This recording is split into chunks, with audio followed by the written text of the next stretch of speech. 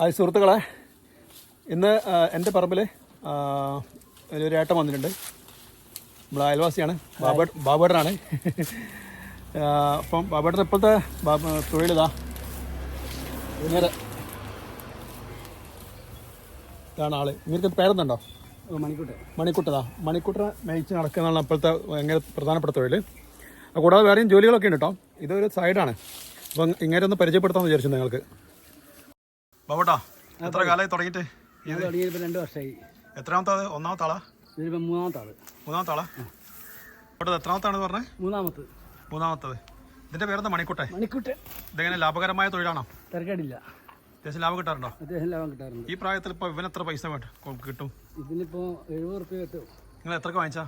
ഞാൻ വാങ്ങി 10,000-ന്. ഇപ്പോൾ ഈ ഒരു ഇതിൽ 70 റുപ്യ കിട്ടും. നന്നായി ചിലവാക്കിയിട്ടുണ്ടോ? ചില ദിവസം 200 റുപ്യ ചിലവുണ്ട്. 200 റുപ്യ ചിലവുണ്ട്. ഈ രംഗത്തേക്ക് വരുന്നത് ലാഭകരമാണ്. ഇതിനായിട്ട് മെനക്കെടണം. അപ്പോൾ നിങ്ങൾക്ക് വേറെ തൊഴിലില്ലേ? വണ്ടി പോകുന്നുണ്ട്. അത് ശരി. കഴിഞ്ഞ് വണ്ടി പോകും.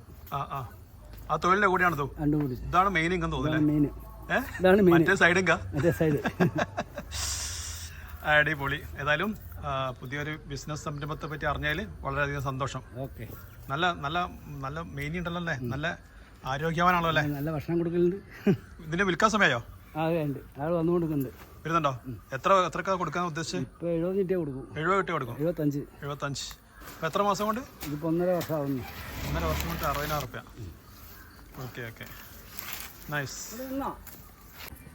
അപ്പോൾ സുഹൃത്തുക്കളെ, ബാബേട്ടൻ്റെ അഭിപ്രായത്തിൽ ഇത് ലാഭകരമായ ഒരു ബിസിനസ്സാണെന്ന് പറയുന്നത്.